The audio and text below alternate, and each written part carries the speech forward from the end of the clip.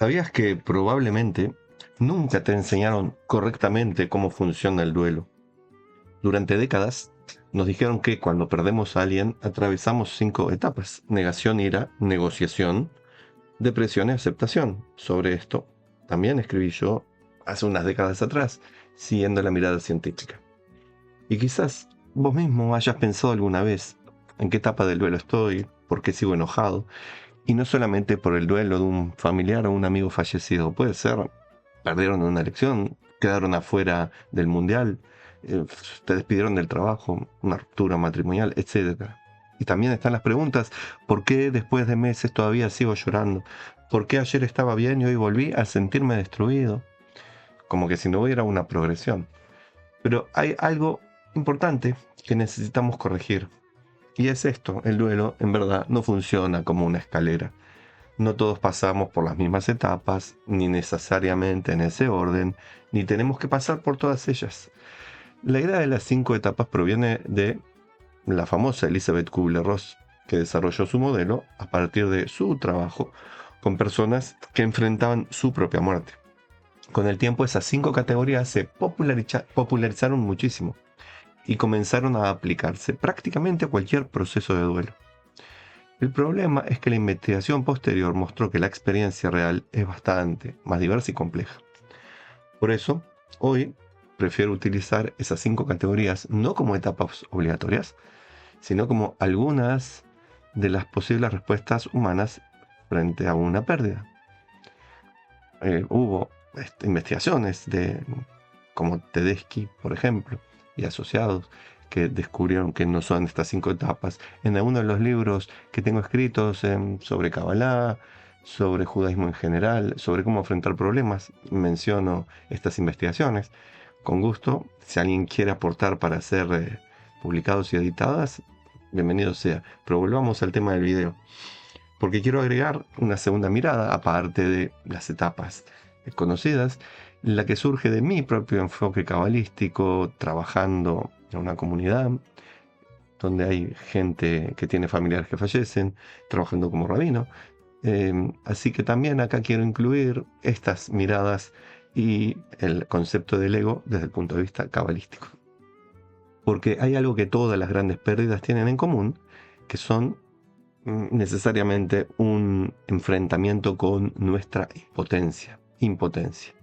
Y cuando aparece la impotencia, está ahí escondido el ego. Aclaremos qué quiero decir. No estoy utilizando aquí ego simplemente en el sentido popular de una persona arrogante o egocéntrica. Estoy hablando de ese mecanismo, también conocido como Yetzer Hara. Es parte de nuestra naturaleza, que busca protegernos frente a aquello que sentimos que no podemos controlar. Cuando necesitamos un mecanismo automático para la supervivencia, ahí está el ego. Y el ego necesita, en su trabajo, brindarnos seguridad, control y previsibilidad. Pero a veces sale de eje el ego, y eso que precisa nos hace ir por caminos más tortuosos. Pero no es el tema del ego ahora, sino estas etapas de duelo.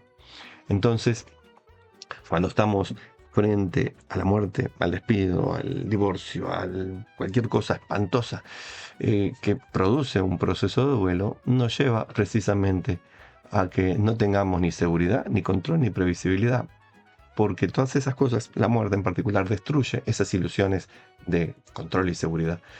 Con la muerte no podemos negociar, no podemos ordenarle que espere, no podemos retroceder 5 minutos, no podemos garantizar que mañana todo continuará como hoy, no podemos pedirle perdón y ver si continuamos, no podemos negociar un despido digno, etc.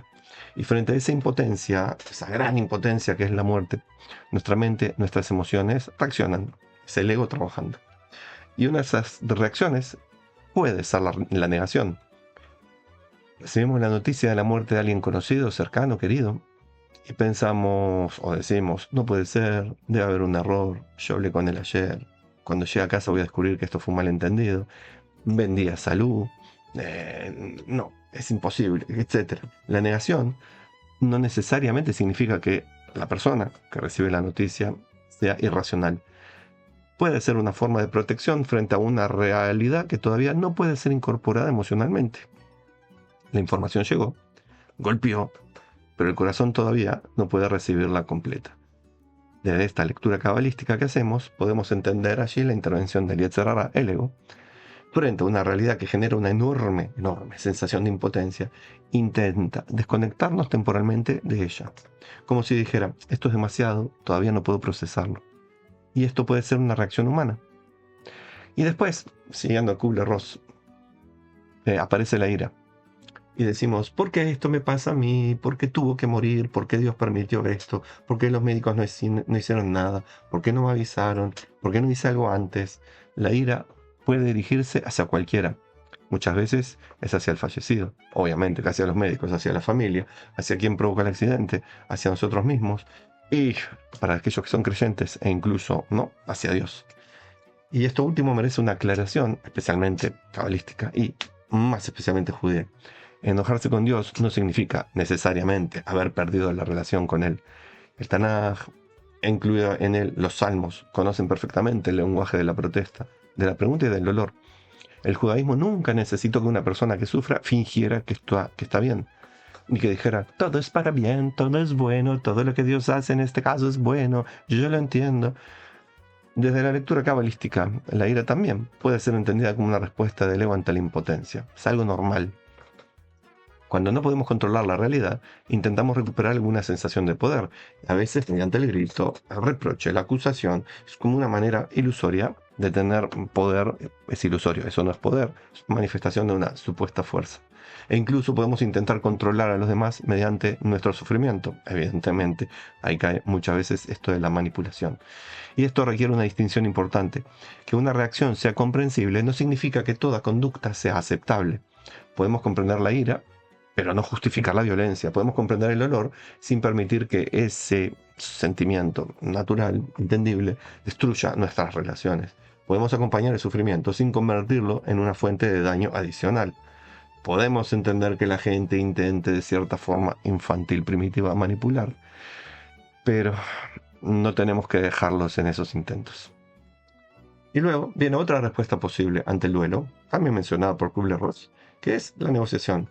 Si pudiera volver atrás, si hubiera llegado antes, si tan solo hubiera insistido para que fuera el médico, si me hubiera puesto tefilim todos los días, si Dios lo devuelve, prometo que voy a cambiar.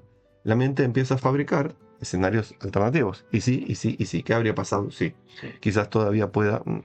Es una forma de intentar recuperar el control sobre algo que no hay forma ya de modificar. Y esto otra vez es el ego. Porque busca una salida ilusoria en donde no hay posibilidad de salir. Intenta convertir la impotencia en una negociación. Pero no hay negociación posible con el pasado. El pasado no se puede renegociar. Se puede repensar, resignificar, pero no renegociar.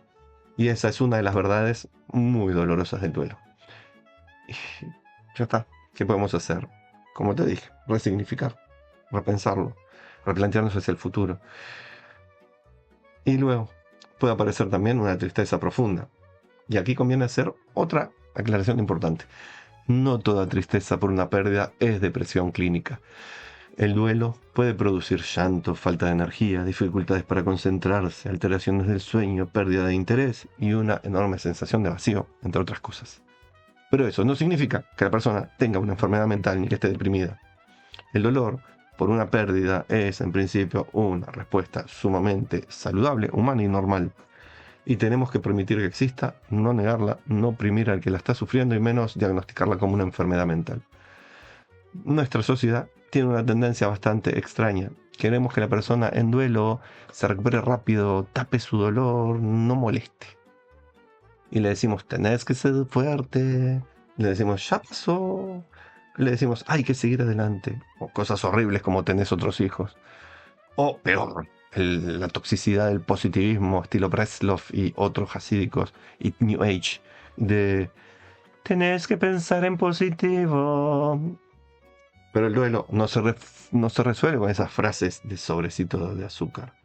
A veces lo mejor que podemos hacer con una persona que está sufriendo es simplemente sentarnos a su lado, como nos pide la verdadera tradición judía, no las tonterías New Age vestidas de judaísmo. No necesitamos ni explicar, ni justificar, ni predicar, ni ser abogados de Dios, sino simplemente estar presentes. Y aquí la investigación contemporánea nos ofrece una imagen especialmente interesante. Los investigadores Margaret Straub y Henk Schutt desarrollaron el modelo de proceso dual del duelo. La idea es sencilla pero profundamente humana. Una persona en duelo oscila entre dos movimientos. Por un lado, enfrenta la pérdida, recuerda, llora, extraña, habla de quién murió, mira fotografías, visita lugares, siente la ausencia. Pero por otro lado, tiene que reconstruir su vida. Hay que seguir trabajando, cuidando a los hijos o a los grandes, pagar cuentas, resolver problemas de la vida cotidiana, incluso de la persona fallecida, o del despido, o del divorcio, o de lo que sea. Tomar decisiones, volver a encontrarse con otras personas y hasta reír. Sí, también reír. Y esto puede producir culpa. ¿Cómo puedo estar riéndome si acaba de morir hace 50 años atrás? No importa, 5 días.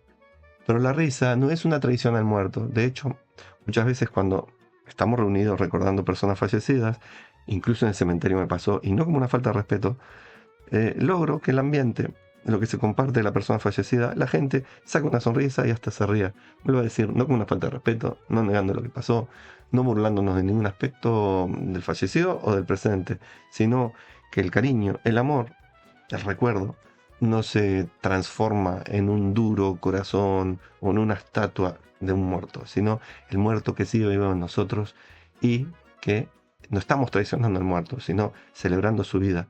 No para festejar que se murió, sino para celebrar su vida.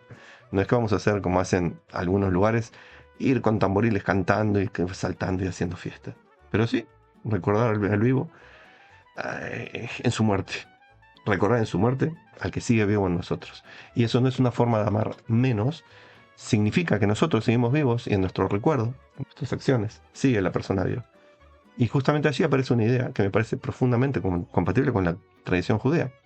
Porque la aceptación no significa dejar de sufrir. Aceptar significa comenzar a vivir dentro de una realidad que no elegimos. No significa estar de acuerdo con la muerte, no significa que nos guste lo ocurrido, no significa olvidar, no significa burlarse de ningún aspecto. Significa reconocer, esto ocurrió, no puedo cambiarlo. Ahora tengo que decidir qué voy a hacer con mi vida a partir de esta realidad y cómo voy a homenajear la vida de aquel que partió. Y aquí aparece algo todavía más interesante. Los psicólogos Richard Tedeschi y Lawrence Calhoun estudiaron lo que denominaron crecimiento postraumático, que dije y menciono en al menos 3 libros de mi autoría. La idea no es que el trauma sea bueno, no es que debemos agradecer el sufrimiento, y mucho menos que haya que decirle a una persona que acaba de perder a alguien, todo pasa por algo. A veces esa frase hace más daño que bien, por más que la onda woke New Age hasídica trate de taparlo y que el que diga, no digas todo es para bien o todo es por algo, queda como culpable. No, al contrario, esa frase todo pasa por algo, todo es para bien, es un daño enorme cuando es una toxicidad muy, muy, muy negativa. El crecimiento postraumático significa que algunas personas, después de atravesar experiencias devastadoras, se experimentan transformaciones profundas. Ya lo dijo el rey Salomón. Mejor ir a una casa de duelo que a una de fiesta. Por algo lo dijo. Porque así uno puede valorar más la vida, fortalecer vínculos, cambiar sus prioridades por prioridades verdaderas, descubrir capacidades que desconocían, desarrollar una dimensión espiritual más profunda, encontrar nuevas posibilidades, encontrar el valor de esa persona que en vida quizás no lo reconocimos. Pero atención, crecer después del dolor no significa que el dolor haya sido necesario. Y tampoco significa que todos tengan que encontrar una lección. Algunas pérdidas simplemente duelen y nada más. Ya está, se fue, me duele, no tengo otra cosa con ello. No porque soy fallado, o yo estoy mal, o el fallecido está mal. Así somos. Y punto. Sin embargo, algunas personas sí consiguen transformar aquello que no pudieron evitar en una vida diferente. Y aquí es donde volvemos a la tradición judía. El judaísmo nunca intentó solucionar la muerte mediante el olvido. Todo lo contrario, tenemos la levaya, el velatorio, el acompañamiento, la shiva, los días que se hace duelo intenso, el kadish, mencionando a la persona fallecida en cada aniversario. Por el padre y la madre se hace kadish 11 meses, casi un año, de acuerdo a la tradición. Los ashkenazim tienen el iskor 4 veces al año en fechas importantes. Los sefaradim la shkabah cada tanto tiempo en el año. Tenemos la memoria de bendición. Tenemos momentos específicos para recordar a quienes ya no están. El Midrash, el Meldado, el Yortzeit. ¿Y todo esto por qué? porque recordar es una forma de continuar el vínculo. La persona ya no está físicamente, pero continúa formando parte de nuestra historia. Sus palabras, sus valores, sus enseñanzas, sus acciones, las cosas que aprendimos de ella, las decisiones que tomamos porque esa persona existió. Y esto también coincide con una línea importante de la psicología contemporánea. La adaptación al duelo no necesariamente exige romper el vínculo con quien murió. Podemos establecer, y debemos hacerlo, un vínculo diferente. Ya no podemos conversar físicamente con esa persona, pero podemos seguir conversando con su memoria, no con inteligencia artificial disfrazada, con su memoria en nuestra memoria o la memoria compartida con amigos y familiares. Podemos preguntarnos, ¿qué me habría dicho? ¿Qué aprendí de él? ¿Qué me enseñó? ¿Qué parte de esa persona continúa viviendo en mí? Y eso es lo que yo digo que hacemos en nuestros encuentros al recordar a la persona fallecida, como te mencioné un poco antes en el video. No es simplemente rezamos, prendemos una vela, hacemos un ritual que hoy en día para muchos no tiene ningún contenido real, sino que hacemos esto precisamente. Seguimos conversando con la persona a través de su memoria, de recuerdos, de encuentros con gente que nos vienen a aportar cosas y surgen cosas maravillosas. Y esto es una conexión muy profunda con la mirada cabalística, porque la Kabbalah habla constantemente de transformación.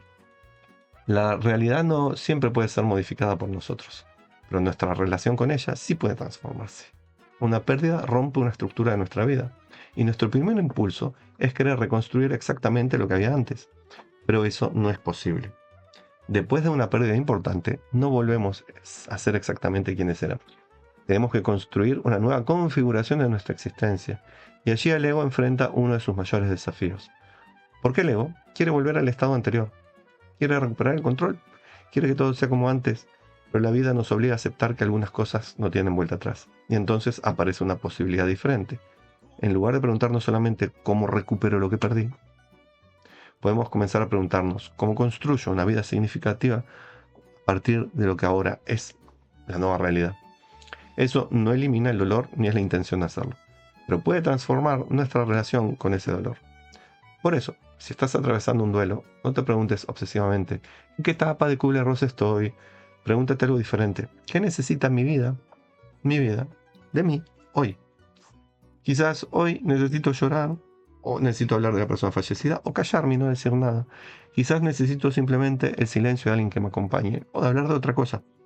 Quizás necesito rezar, o hablar de virtudes, con anécdotas de la persona fallecida, o un abrazo, o una persona que está a mi lado, o recordar, o hacer algo práctico en honor a esa persona que ya no está, o copiarle alguna de sus prácticas, por ejemplo, hacer la misma jalá, decorar de la misma manera un florero, vaya uno a saber.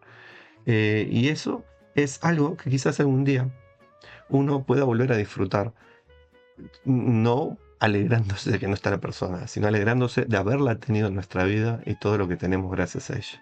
Y todo esto forma parte del hermoso proceso del duelo. No existe un calendario universal del dolor. Hay etapas dentro de las costumbres judías, pero no son mecánicas. Hay una fecha, sí, de fallecimiento, una fecha de recordación, pero como uno toma esas fechas y lo que hay alrededor es, como uno se crió, lo que uno quiere crear con ello. Por eso, tampoco existe una obligación de olvidar para demostrar que seguiste adelante. Seguir adelante no significa dejar atrás a quien murió. Significa aprender a llevar su memoria de una manera que permita que nuestra vida continúe. Y con nuestra vida continuando, se recuerda y se mantiene la esencia de esa persona. Y por eso la tradición judía tiene una palabra muy poderosa para esto, el iskor, recordar. Pero recordar no significa mirando permanentemente hacia atrás y mucho menos es un ancla en el pasado. Recordar significa permitir que aquello que fue valioso continúe teniendo consecuencias en el presente y una proyección positiva hacia el futuro. Quizás esa sea una de las formas más profundas de transformar el duelo. No transformar la muerte en algo bueno, no es todo es por algo ni todo es para bien. Eso no es realidad. Sino transformar nuestra manera de vivir después de esa muerte, después de ese fracaso, después de esa ruptura, después de eso que nos dolió y nos puso en duelo. Algunas heridas no desaparecen, pero podemos aprender a vivir alrededor de ellas. Podemos convertir la memoria en responsabilidad y también en alegría. Vuelvo a decir, no porque no está la persona, sino por haberla tenido y todo lo que tenemos de ella. El amor es un legado y el dolor lentamente en una nueva forma de vivir. Tal vez esa sea una de las tareas más profundas del duelo, no volver a ser quien éramos antes de la partida, de la pérdida, sino descubrir lentamente quién podemos llegar a ser después de ella. Shalom y bendiciones.